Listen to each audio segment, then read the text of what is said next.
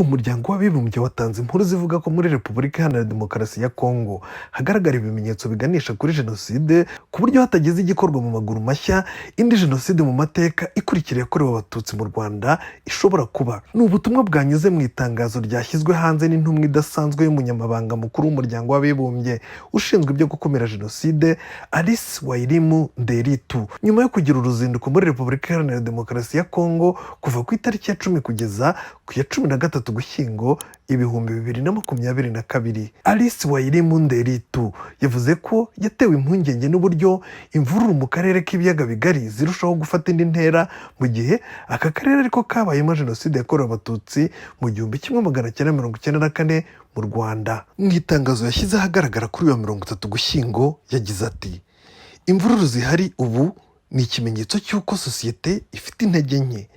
Ni icyerekana ko hakiri uburyo butuma urwango rwavuyemo Jenoside mu bihe byashize rukomeza guhererekanywa. Ubu butumwa buje mu gihe ubugizi bwa nabi bukomeje gufata indi ntera, cyane cyane mu burasirazuba bwa Kongo, by'umwihariko guhera ubwo umutwe wa M23 wuburaga imirwano n'igisirikare cy'icyo gihugu FARDC. Guhera mu ntangiriro z'uyu mwaka muri Repubulika Iharanira Demokarasi ya Kongo hari imvugo n'ibikorwa byibasiye abasivile bavuga Ikinyarwanda, aho bamwe bicwa urubozo bakabwirwa amagambo akomeretsa n'ibindi bashinjwa kuba ibyitso bya M23. Uruzinduko rwa Alice Wairimu Nderitu rwakurikiye urw'itsinda ry'abatekinisiye mu biro bye ryerekanye ko ibipimo Loni igenderaho mu gusesengura ibyaha by'ubwicanyi bigaragara muri Repubulika Iharanira Demokarasi ya Kongo harimo gukwirakwizwa imvugo zibiba urwango, kandi ko nta buryo buhari leta yashyizeho bwo kubikemura. Mu minsi ishize hari bamwe mu banyapolitiki bo muri icyo gihugu bagiye bumvikana bakwirakwiza imvugo zibasira abavuga Ikinyarwanda, bakangurira abandi baturage kubagirira nabi.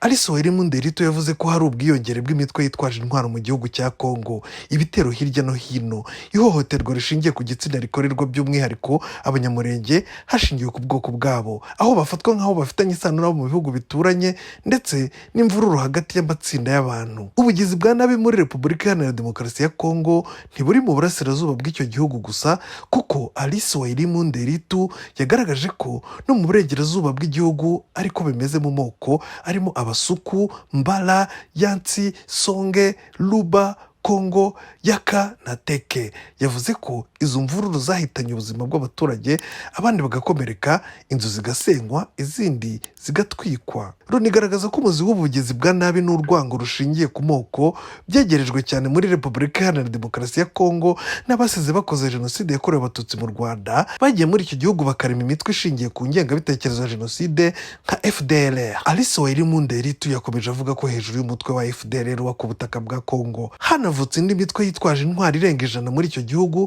ku buryo kunanirwa kurwanya iyo mitwe aribyo byateye ingaruka zigaragara muri Kongo kugera magingo aya. Uyu muyobozi yavuze ko gushakira umuti amakimbirane mu burasirazuba bwa Kongo bisaba gukemura umuzi wabyo no kwigira ku masomo y'ibyabaye mu mateka. Hashize iminsi hari amashusho ateye ubwoba akwirakwira mu mbuga nkoranyambaga, aho bavuga Ikinyarwanda bicwa abanyamaswa cyangwa bagahohoterwa bazira uko bavutse. Mu mezi ashize hari n'andi mashusho yashyizwe ku mbuga nkoranyambaga urubyiruko rw'ishyaka riri ku butegetsi UDPS ruzenguruka mu murwa mukuru wa Kinshasa rufite imihoro ruri guhiga abavuga Ikinyarwanda ngo bicwe. Kuba leta ya Repubulika Iharanira Demokarasi ya Kongo isa n'itarajwe ishinga n'ubwo bugizi bwa nabi, ikaba nta n'umuntu n'umwe uragezwa mu nkiko ngo abibazwe, biri mu bishingirwaho hemezwa ko hatagize igikorwa mu maguru mashya isi ishobora kongera guhura n'amateka mabi y'indi Jenoside muri Repubulika Iharanira Demokarasi ya Kongo.